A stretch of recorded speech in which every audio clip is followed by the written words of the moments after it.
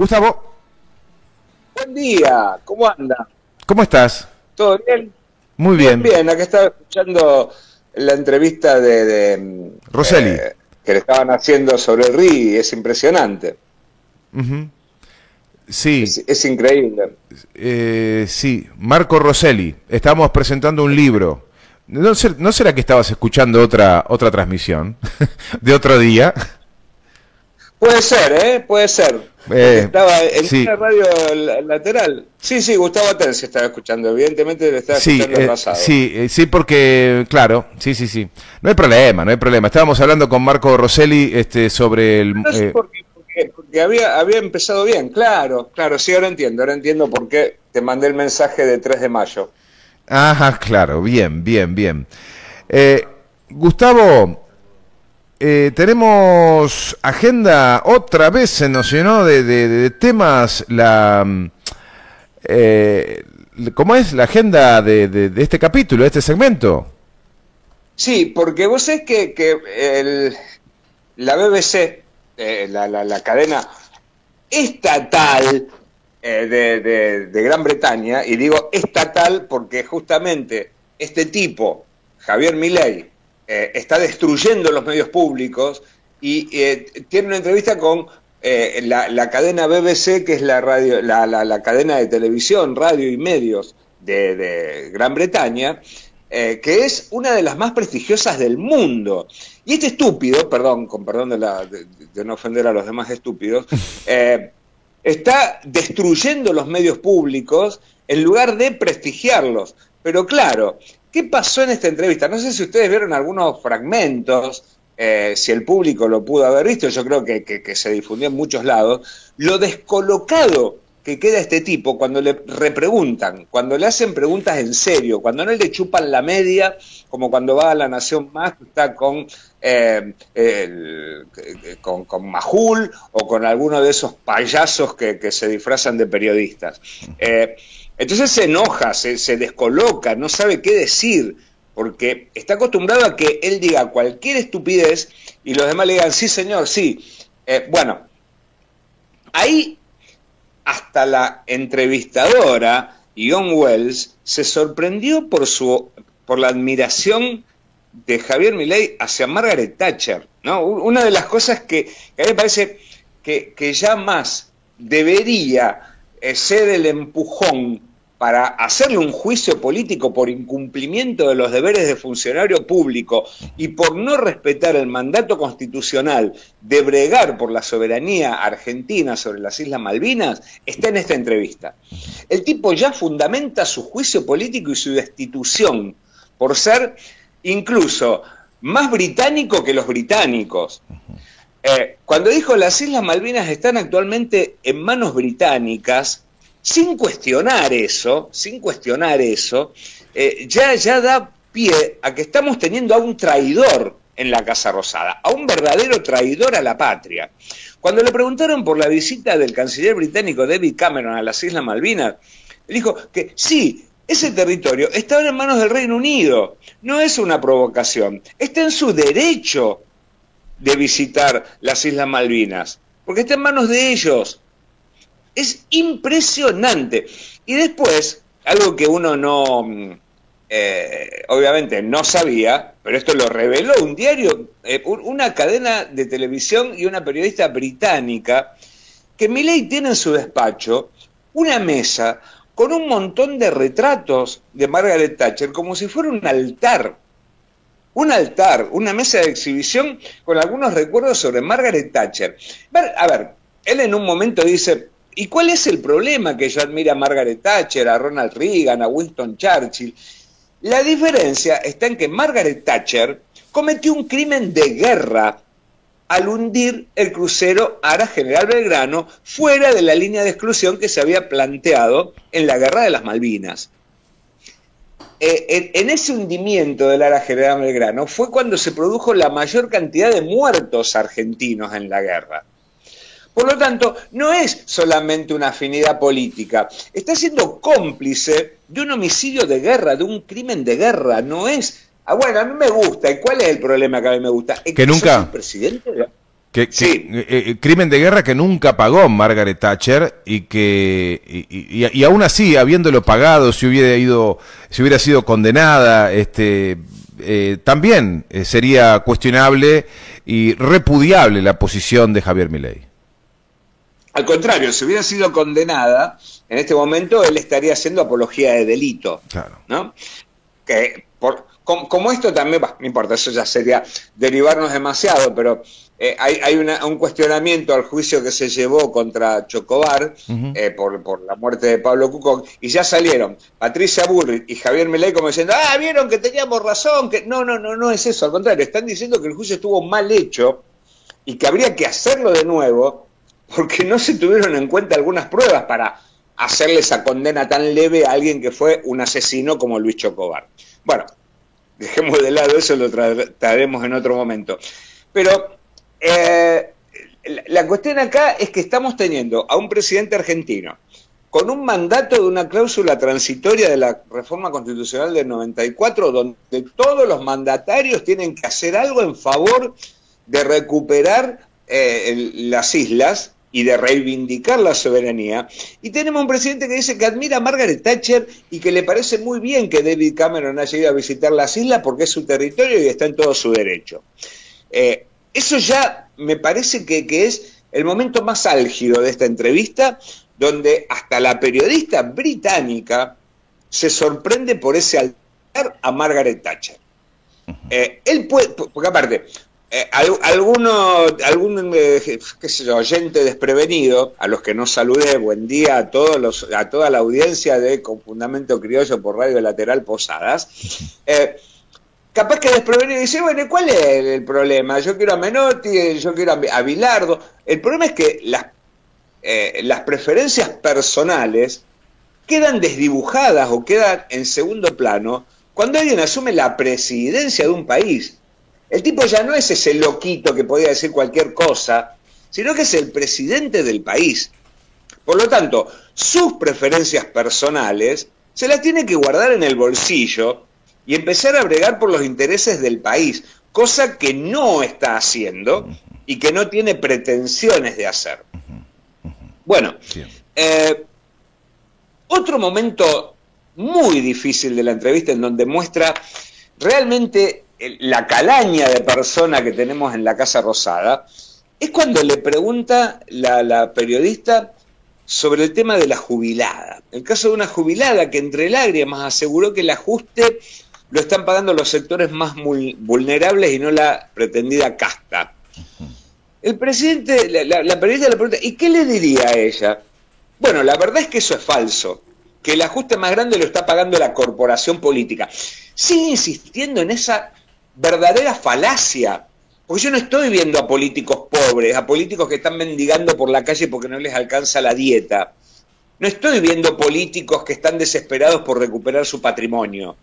Al contrario, se aumentaron la dieta en ese escándalo que fue el de hace algunas semanas, pero que no está mal, porque están ejerciendo el trabajo de políticos y supuestamente lo único que reciben es la dieta, pero los que también se están beneficiando es la casta empresarial de los tipos que lo llevaron al poder.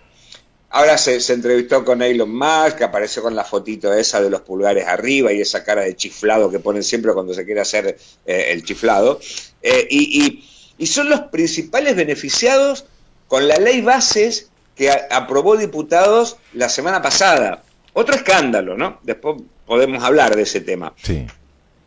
Bueno, algo que para Milei es insólito, que cuando él contesta una pavada, esto de que el ajuste más grande lo está pagando la corporación política, la periodista le repreguntó, 8 veces le preguntó la periodista por el caso de esa jubilada y los sectores más vulnerables, y el tipo ya estaba harto de contestar pavadas diferentes, ¿no? Porque contestó con pavadas diferentes. Dijo que cuando asumió el poder la economía argentina tenía déficit gemelos por 17 puntos del PBI y dijo que la inflación viajaba al 7.500% anual, cosa que es mentira. Y dijo, estos son críticas infundadas. le vuelve a preguntar la periodista, pero específicamente, ¿qué le diría a esta jubilada y a las personas que están luchando contra el aumento de precios? Bueno, pueden mirarlas en dólares, y de ser $80 el año pasado pasaron a ser $200. ¿Dónde está el ajuste entonces? Bueno, le volví a preguntar, pero la gente en la calle no son economistas, dice la periodista. ¿Qué les diría a las personas que han visto que el precio de la leche se ha duplicado desde que usted llegó al poder y sienten que está pagando el ajuste? Y ahí salió, con otra. Bueno, de hecho ya en el último mes los salarios empezaron a ganarle a la inflación. ¿En qué país? Porque subieron 14% y la inflación fue del 11%. Bueno, y después cuando le preguntaron por el precio de la leche, dice, no, pero eso son mentiras que se están vendiendo desde los medios de comunicación. Bueno, ahí la periodista obviamente quizá no sabía cómo era la cuestión, pero la mayoría de los medios de comunicación hegemónicos, es decir, La Nación Más, TN, Canal 13, Telefe y todas las radios, Radio Buitre, Radio Mitre, etcétera, etcétera, no hablan en contra de Milei. Las críticas son las evidentes. Por lo tanto, ¿de qué medios de comunicación está hablando? De C5N, del Destape, de Radio Lateral, que son medios que no tienen una incidencia mayoritaria.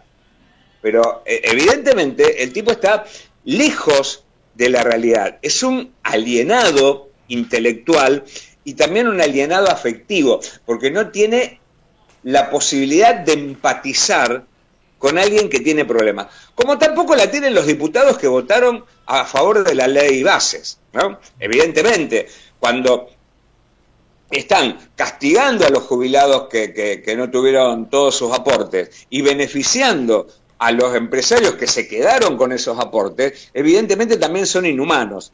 Y eso habría que profundizarlo en algún momento. Porque uno le echa toda la culpa a Milei, pero hubo 140 tipos, o más de 140 tipos en la Cámara de Diputados que avalaron esta ley que va a ser destructiva para el futuro del país y destructiva para los sectores más vulnerables.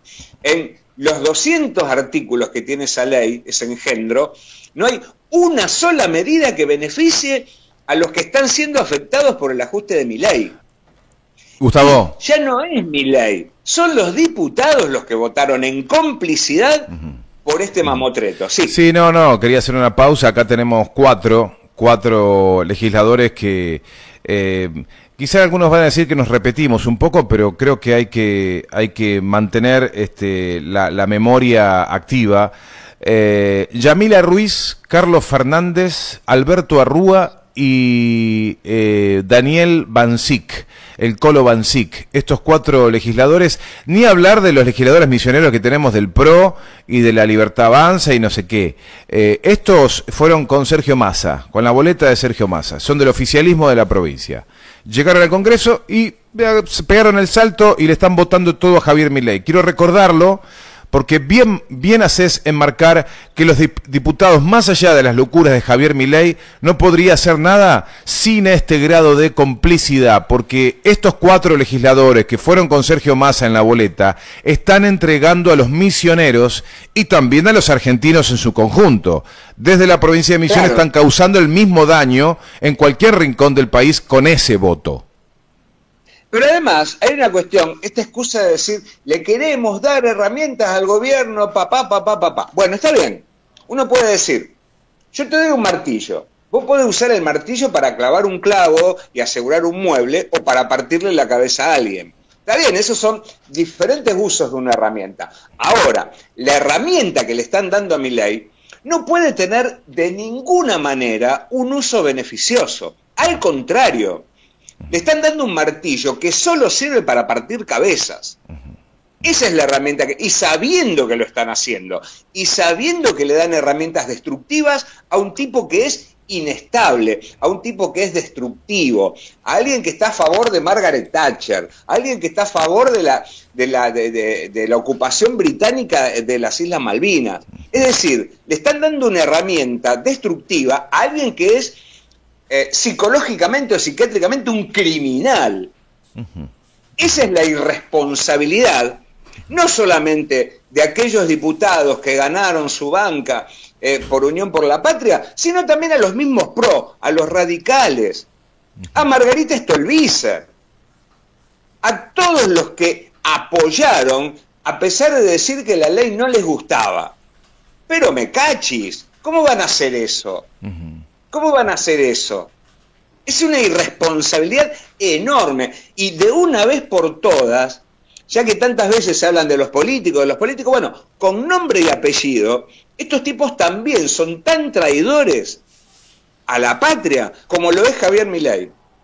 Porque le dieron su voto irresponsablemente para tener esta herramienta. ¿En qué beneficia al país? No lo saben contestar. No lo saben. Y muchos gobernadores, porque si uno lo escucha a Ignacio Torres de Chubut, que lo único que le molesta es el impuesto a las ganancias. Lo único que le molesta. No los beneficios que le dan a los grandes empresarios, pedazos de cagadores, con el blanqueo de capitales sin preguntarle de dónde vienen ni cómo hicieron la plata. Ahora me enteré por qué Sturzenegger no es funcionario.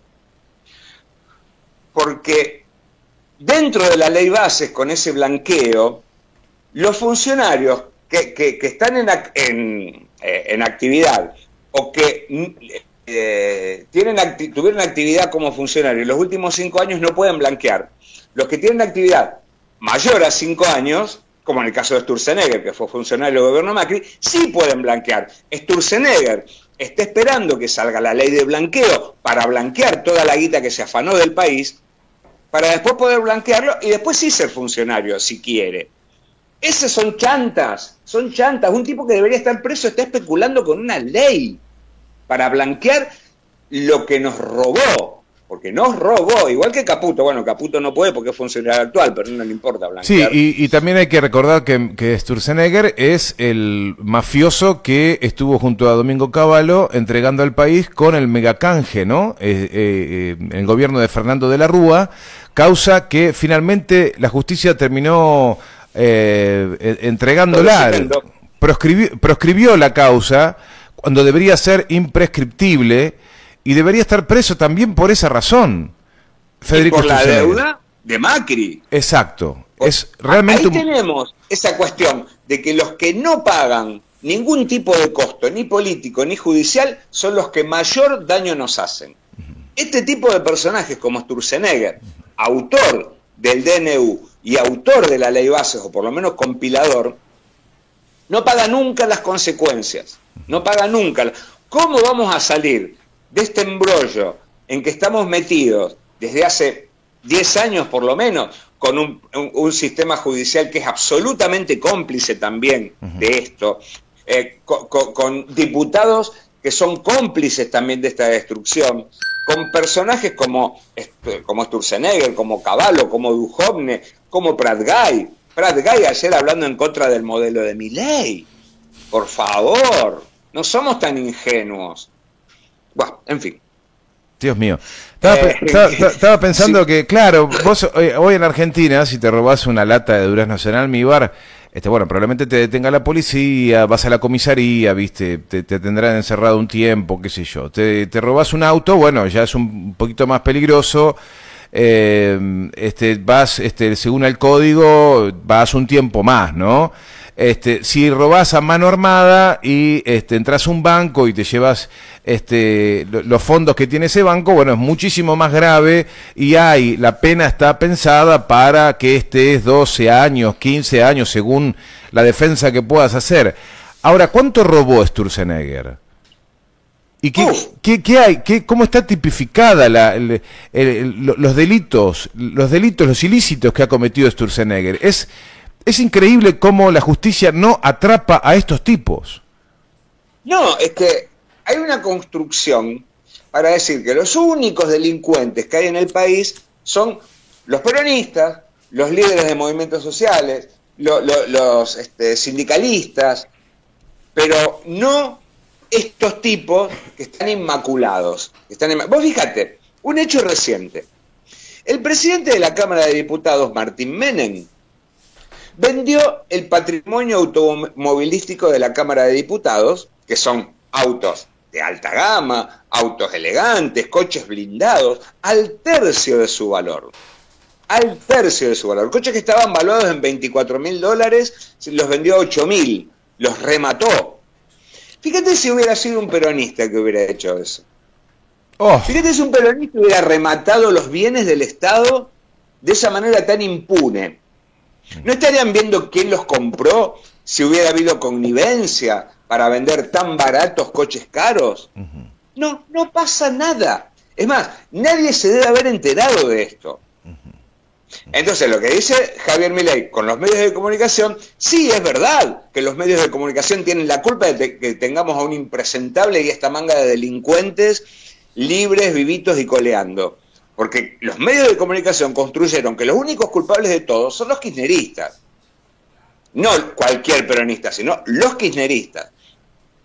Y eso también, parte del público, es cómplice de pensar que, si no tuviéramos a Milei, de pensar que los únicos culpables de todo son los kirchneristas. Ojalá fuera eso, sería mucho más fácil, porque no tienen tanta capacidad de daño los kirchneristas. No, los empresarios jamás. Después vamos a hablar de empresarios si tenemos tiempo. Teníamos en cartel las travesuras de Karina Milei, pero podemos dejarlo para más adelante porque es menos importante. Pero sí, el Ministerio de Capital Inhumano, comandado por Sandra Petovelo, tiene un problema judicial, porque una fiscal, Paloma Ochoa, le reclama varias medidas de prueba ante una denuncia de Juan Graboy por no llevar alimentos a los comedores comunitarios. En diciembre y enero, febrero y marzo, no enviaron alimentos que sí tienen a aquellos comedores comunitarios o merenderos que están administrados por las organizaciones sociales. Sí lo hicieron con aquellos que están administrados por los evangelistas y por Cáritas, pero no los demás. Entonces acá, la fiscal Paloma Ochoa está reclamando que diga por qué no envió a los demás comederos. Ustedes saben que hay registrados más de 41.200 comedores comunitarios. Esto el RENACOM, el Registro Nacional de Comedores Comunitarios, pero solamente mandó al 10%, es decir, a los administrados por las agrupaciones religiosas. Entonces, la fiscal que inicia esta causa, esta denuncia de Juan Graboy, le va a reclamar a Petrovelo que responda a los demás comedores. Eso es una cuestión grave. Bien. Bien, lo de Karina Milei lo dejamos para más adelante porque es una pequeña trapisonda que no es significativa. No, pero lo seguís mencionando y ya tengo ganas de saber cuáles son las travesuras de Karina Milei. En el próximo capítulo lo sabrás. Bueno, ¿qué puede pasar con la ley Bases en el Senado? Eso, ¿qué va a pasar? El oficial... No, qué sé yo qué va a pasar, no, eso no me lo preguntes. Eso sí, en los próximos capítulos, no te quiero spoilear nada.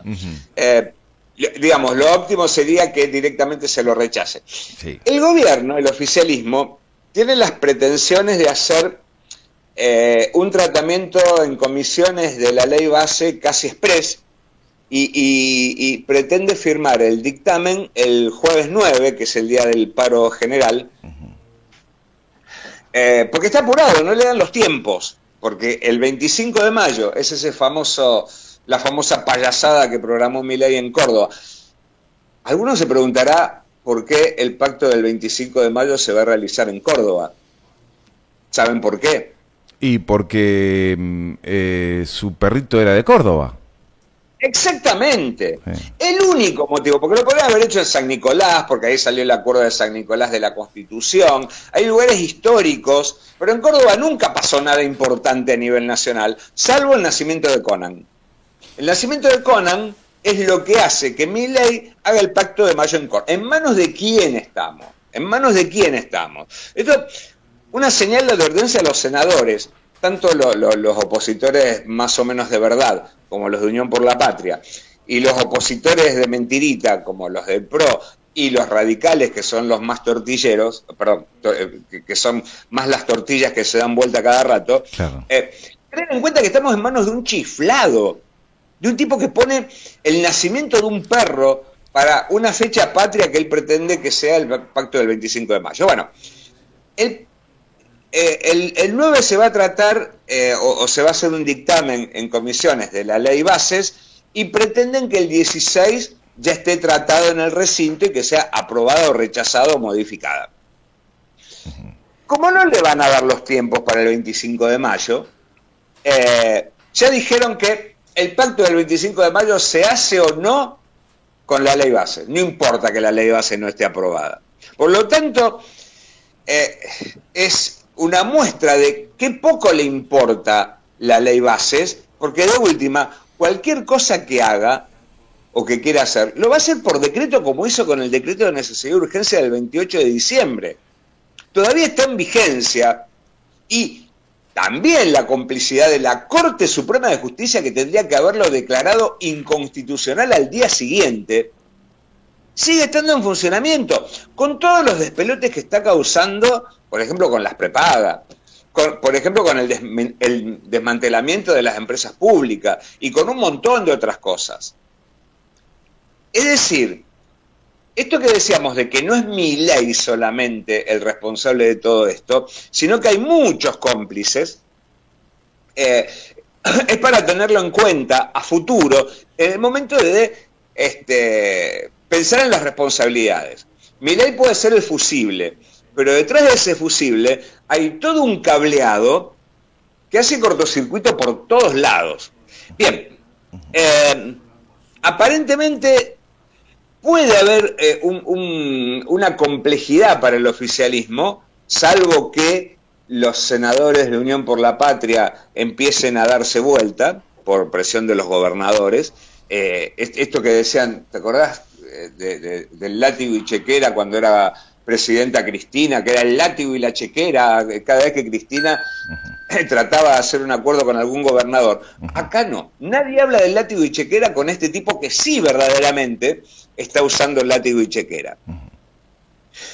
Así que bueno, el panorama es, uno puede escuchar muchísimos números, el famoso poroteo dentro, pero realmente los senadores otra vez tienen la responsabilidad, porque los senadores sí fueron los primeros que le dieron, que bajaron el pulgar al decreto de necesidad y urgencia, los diputados no. Los diputados no se pudieron reunir para tratar el decreto, el DNU famoso que nos tiene a todos en vilo. Por lo tanto, lo de la ley en el Senado es una incertidumbre. Lo único que los senadores de la oposición más o menos real, que son los de Unión por la Patria, es tratar en comisiones con un poco más de seriedad las leyes. No debería ser tan difícil pronunciarse por un rechazo absoluto en senadores y aprovechar esa mayoría que tiene Unión por la Patria para tener un gesto heroico y patriótico de ponerle un freno a este desenfreno que es el gobierno de Javier Milei. Volvemos a lo mismo de antes. Si todos piensan, como el gobernador Nacho Torres, que lo único preocupante es el impuesto a las ganancias, cuando en realidad deberían rechazar todo, porque todo es una entrega.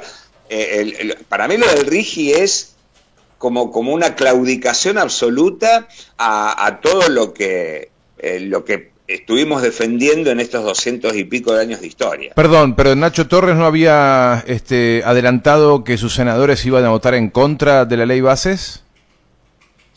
No, lo único que le preocupa a Nacho Torres es el impuesto a las ganancias. Buah.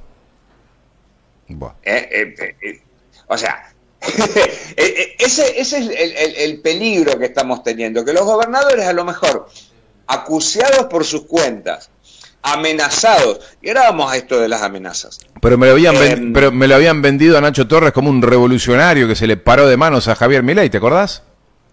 Sí, por supuesto, y que dijo, no, va a llegar un mango, una gota de petróleo a Capital Federal o a todo el país porque va. Lo único que le preocupa es el impuesto a las ganancias. Buah. Pero bueno. Ahora, vos fíjate que yo la verdad que cuando leí esta nota de Página 12 no lo podía creer.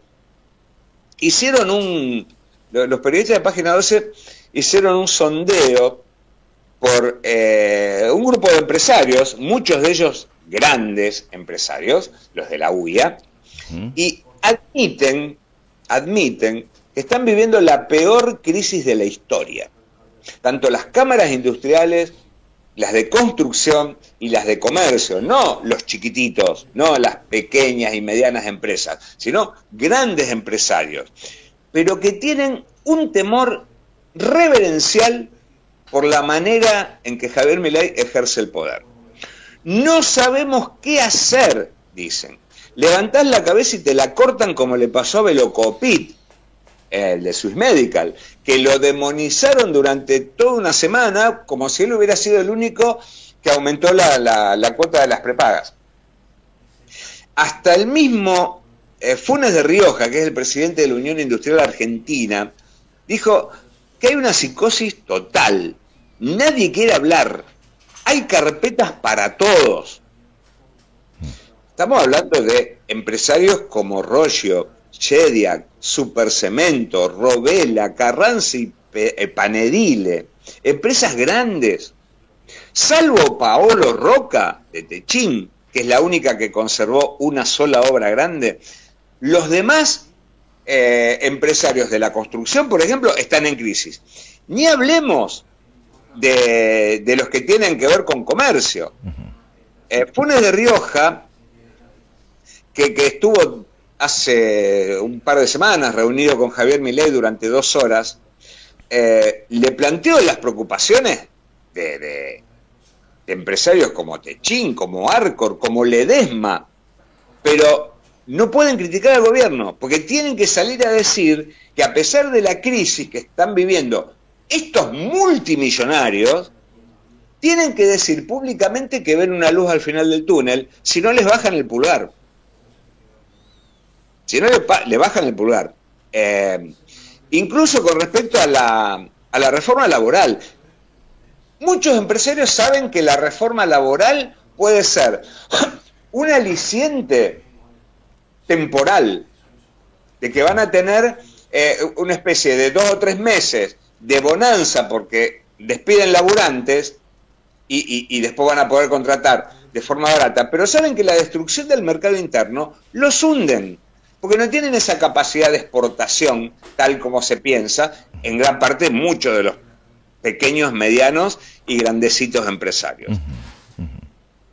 Tienen miedo de hacer una crítica al gobierno de Javier Milei. Y aparte, interesante, a pesar de que para mí no es palabra santa, pero sí cuando habla es llamativo, que salió Elisa Carrió, la exdiputada. ¿Qué dijo? A decir que este gobierno es la mafia.